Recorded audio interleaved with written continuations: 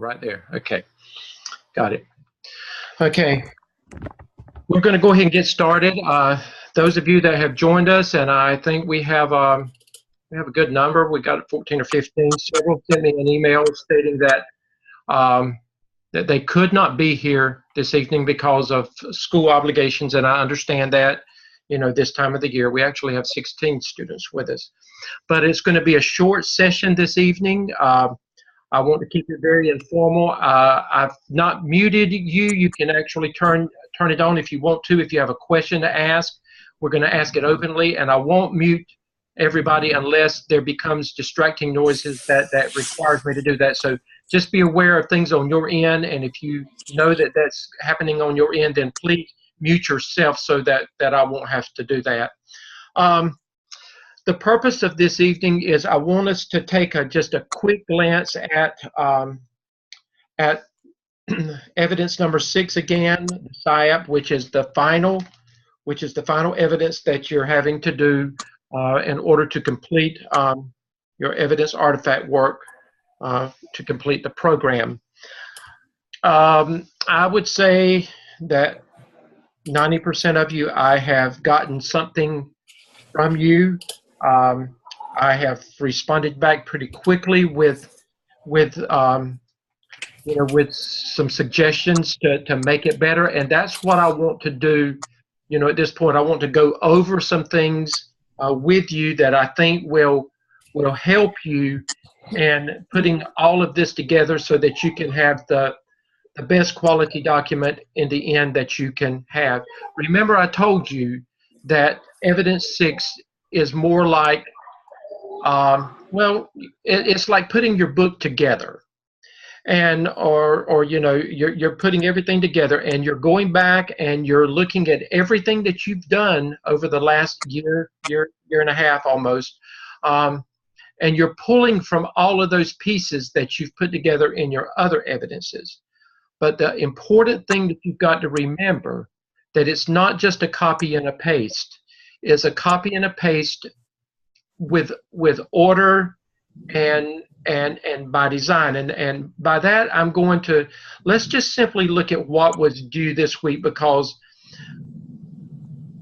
while most of you submitted some very, very good work, and all of the work that you submitted was exactly what needed to be there, it's like going to a car lot, and you know, there are so many different grades of cars. You know, you can say, I just want a little economy car, and you can get a little Ford Taurus, and there's nothing wrong with that. Or you can go for, you know, the best thing on the lot, and you know, it's how you look at it. So what I want us to do is to make sure that what you are doing, what you're submitting, is not going to be just the basics, just enough to get by with. If whoever that is, please, if you would, please control the noise on your end so that I don't have to mute everybody, so that we'll be able to have some open dialogue. It's not going to happen. I'm going to have to mute everybody, and then if you have a question, then you can just unmute yourself, and then just ask the question that way. Okay.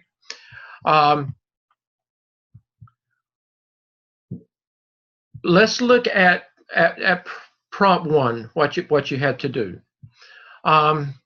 First of all, I want to remind you that the instructions clearly tell you that this is not supposed to be, you're not on an island by yourself. It clearly tells you that you're to present yourself as a leader of a professional team of educators. So the language is very, very important. I understand that where you are right now, that it's hard to get a group together sometime.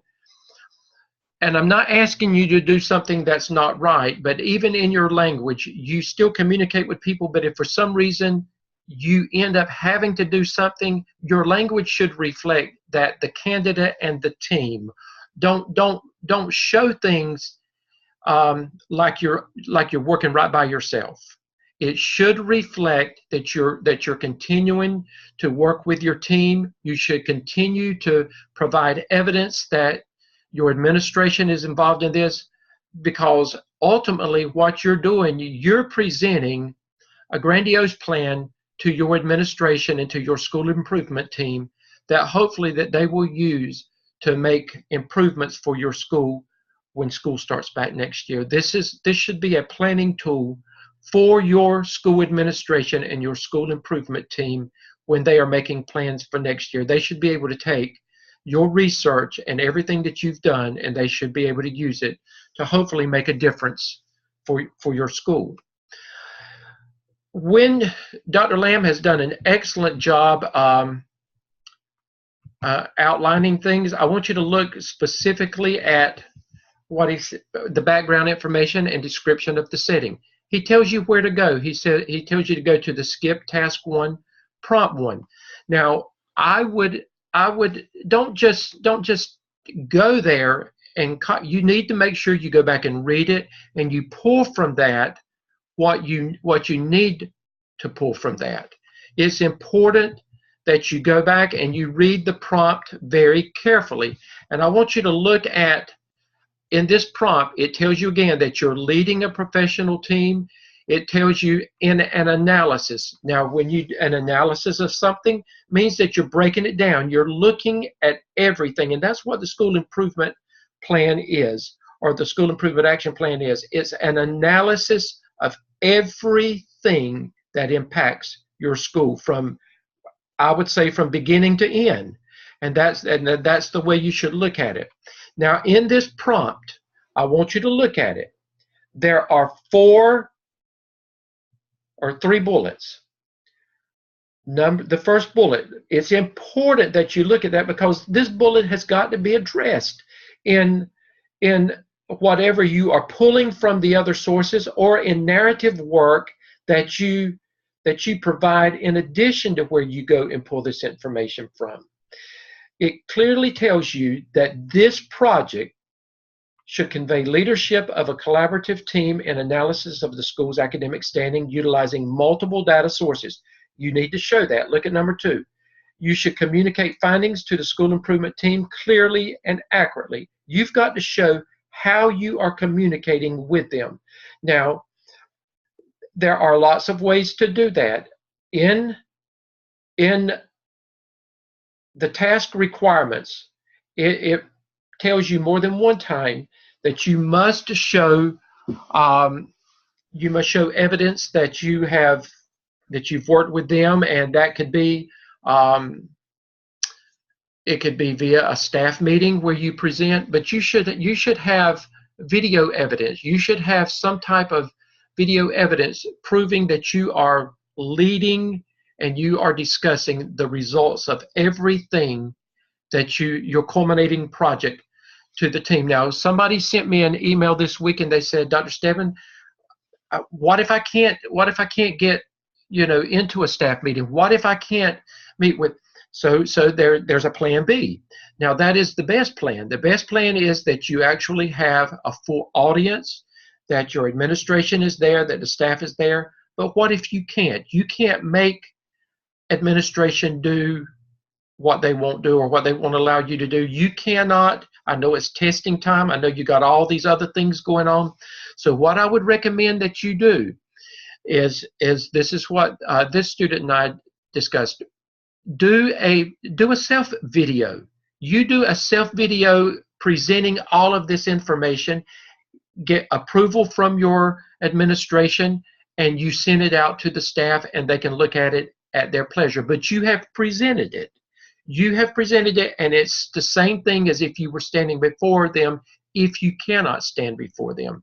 If you stand before them and present, then you should provide evidence of presenting to them. In everything that you've got in red, this is important. This is here for a reason. Dr. Lamb has put it there because this is where you go and find what you have to do to complete task 1. Now, again, you're going to pull information from the skip task 1, prompt 1 for this information in yellow. Then you're going to come down here, all of the prompt information. This is where you should find it. Okay, he said go to the actual task 1 through 3. And in your mind, you're thinking, okay, I just go cut and paste everything that I did for 1 through 3. Kind of, sort of, that's what you're doing. But it's got to have order, and it's got to flow. When you put it there, you've got to put it in a way that it reads easily, it makes sense. You don't just go back and you introduce it with narrative work that leads into it. It may be just a short introductory paragraph that leads into something, but it must, when the reader looks at it, when the evaluator looks at it, it must flow. It must make sense. Does that make sense, what I'm telling you? And it doesn't mean that you've got to write a whole page of anything. A short narrative paragraph will transition things many times. And that's what I sent back to many of you. I said, make sure that you're providing transition statements where needed. When you go back and you put, when you copy and paste data that you've used throughout the last year and a half with the various evidences that you've had to do in the various tasks, make sure that when you put it in there, that when I look at it or when the evaluator looks at it, we know what it is. You need to introduce that with a short narrative, that the following charts, blah, blah, blah, blah, and then you talk about them. Or you put it in there according to, you just a description of what we're looking at. Don't just put it in there just because it says that you need to put the discipline data. If it's discipline data, then explain that it's discipline data. If it's EVOS data, make sure that we understand it's EVOS data. And again, just make sure that it flows, and that when I read it, I know what I'm reading, I know what I'm looking at, and your evaluator is not going to get confused with this. I'm telling you all this because when it goes to the evaluator, you don't want your work to have to be sent back, and you don't want to have to go back and redo and find things that you can fix to begin with. So make sure everything in red that you include that where it's supposed to be included, and that you put with it the appropriate narrative work that helps us understand what we're actually reading and what we're looking at. Another important thing to remember is you're going to introduce this evidence. It's going to flow in task 1. Task 1 is kind of like chapter 1. And when you come to the end of it, before you go to task 2, there should be some type of transition between task 1 and task 2 that makes sense. You don't just put a period at the end of the sentence and you go to task 2. Let it flow. Let it lead into task 2. Even if you go back and you repeat something that you've done, just make sure that the reader remembers what this is all about, and that it's making sense as it goes on to the next task that you're doing. Again, I also said a rule of thumb is when I ask you, or when Dr. Lamb asks you in this template to make sure that you include all of the APSL tasks 1 through 3, then I have recommended this, to go back and do a take the template and do your own checklist for each task.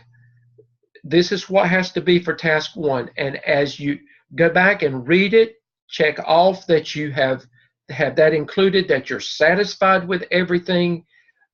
I would do that before you even send it to me to look at. I want you to get to the point. Task 1, I'm okay with that, but when you get to task 2, I want you to get good enough at it that you're checking off yourself, and by the time it gets to me, I should have to do very, very little except, some minor adjustments, or either tell you, good job, move on to task 3. That's what I'm hoping that, that is going to be. But if you'll take each of these tasks and you'll look at what is required in red, and then go back and look at the prompt requirements and make you a checklist and check it off as you're doing the work, I promise you it will make your life so much easier. One of the things I want you to remember is that even though this is it's set up that you submit something one week, you submit something else, you don't have to wait. I had a student, one of your cohort members, submitted everything to me basically this weekend, got on a roll. I gave them feedback. The light bulb came on, and I promise you, they were sending the work faster than I could almost look at it and grade it. So if you will buckle down, and you will find in your busyness, if you will find some quality time, you can knock this out and get it over with if you would just find you some quiet time. You know, I would look at, I know it's the end of school, but I would look at this weekend. I would challenge myself to look at this weekend and try to get as much of this done as possible. Now, I want you to understand, I have deliberately backed off on some of the things that we would do as a group the first half of this semester, giving you this opportunity to get this part over with. I told you last week that we can do some of the other stuff and be freer to talk about it, to understand it, and to enjoy it more if you get the stress of all of this behind you. I want to encourage you, when you do it right the first time. Make sure that you buckle down, you do quality work the first time. Don't send it to me at the last minute and just say, well, I've got to submit something to Dr. Stedman just to make sure that I've submitted something. You don't have time for that. And I don't have time for it either. You know, I'm going to give you comments back, but it's obvious to me when somebody has spent the quality time that they need to spend in doing the work that they've done. So make sure that you don't waste your time. And as busy as it is, I don't want you wasting my time either. I want to be fair with you, and I'm going to give you the feedback that you need. But please make sure that if I'm going to take time to look at your work, that you're giving me something that's worth looking at, and that you've spent enough time in it to make sure that, again, it's quality work. The discussion items, I know some of you are still waiting on your textbooks, and I'm okay with that. Again, I've got them set up so that you've got one a week due. Some of you have already gotten a couple of them done. I'm okay with that as well. You can knock that stuff out and get it over with, and you don't have to worry about that. When it's done, it's done. I would encourage you to look in your task stream, your personal task stream accounts, and make sure that everything, if you've got anything prior to 6:05, then you need to fix it. It needs to be done. It needs to be submitted to task stream and get it over with. There should not be anything left in your account at this point that is under 6:05. And a couple of you may have some things. You know who you are. You need to fix it. Time is running out. Those of you that have gotten everything done up through 6:05, I would encourage you, go ahead and do your 6:05 School of Ed disposition. It won't take you 5 minutes to do it at the most. So go ahead and knock that out, submit it to task stream. That's one more thing you can check off your list. Go ahead and do your 6:05 competency analysis. That's one more thing you can do. Submit it, check it off the list. Dr. Lamb and I are responding to them and checking them off our list as soon as you get them into task stream. It's okay for you to go ahead and begin, pulling everything together as you can for that final competency folio that you've got to submit. Look at it and make sure you're not waiting until the last minute to get all that stuff together as well. And Dr. Lamb and I will talk about that more. And your internship logs as well, where you've got to submit your 400 hours, for the for the 5 semesters. So some people have already submitted. I've got a couple that submitted that because they've gotten their 400 hours over with. I would encourage you, if you do get your internship hours in, still find opportunities to do some things this summer and to learn some new things. You wouldn't be in this business right now if you didn't want to be an administrator. So make yourself available. You never know when opportunity is going to knock on the door. You never know when you volunteer some of your time this summer to help with some things. You never know what that will lead to. It could lead into an assistant principalship. It could be the recommendation that you need. Even if it's at another school or in another job, you never know. Volunteering your time and proving yourself to be a leader will go a long, long ways. May I ask a quick question? Yes, go ahead, Nadine. So just talking about the internship hours, like I've already got on my calendar. I know that I've already been asked to do the school calendar for next year, and I was also asked to go ahead and do the specials schedules for all the specialists. Mm-hmm. Can I add that now as part of my time, even though I haven't done it and I'm not starting it until literally tomorrow?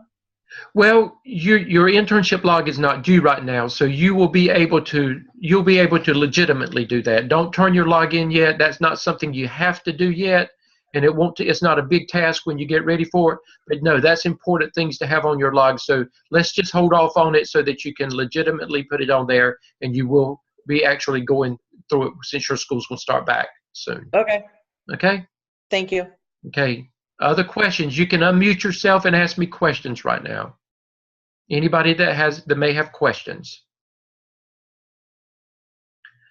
Again, I was pleased with for the most part with things that came in this weekend. I hope that let me ask you this.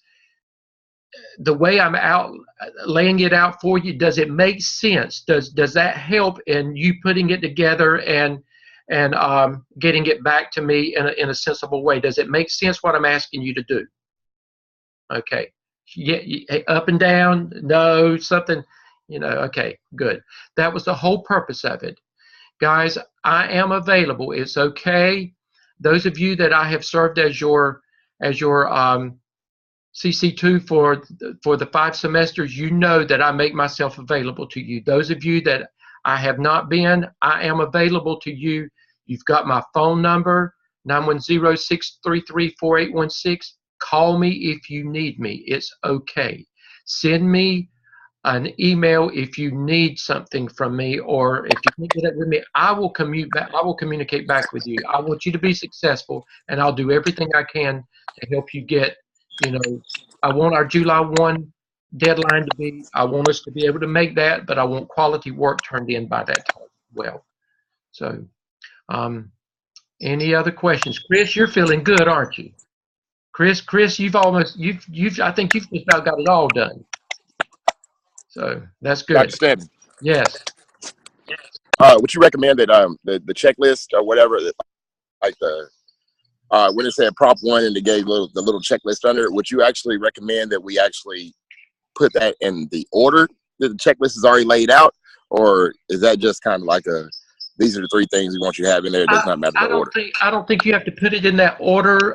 If you see that it doesn't need to go in that order, I think Dr. Lamb, when he put it in there, he put it in that order for a reason, but it's not set in stone, Kevin. If you see that your work should follow another pattern, I think you'll be okay with that.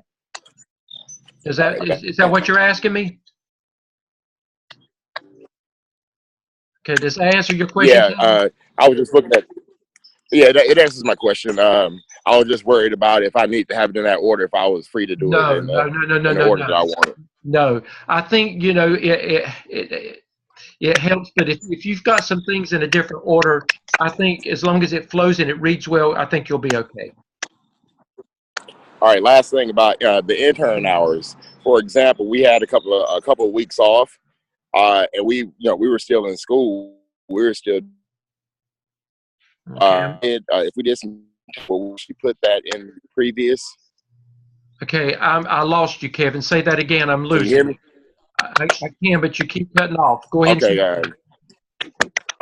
All right. Sorry about that. I was asking if we have internship hours, and 2 weeks ago we really weren't in class, so that was actually the fourth semester was over, and maybe we did something like a Yeah, week and a you half. We can had a count pep that. rally that Yeah, I put together. yeah, So you put can that on count the that fourth. time. Yes, yes, you can Okay. count that time for me. Yeah. All right. Yeah, that's good. That's a good question, guys. If you were in between sessions or whatever, then at this point, as long as you were doing administrative work, then I will accept those hours. Okay. Other questions right now? Other questions? Okay, I am available. If you need me, you reach out to me. You know what's due.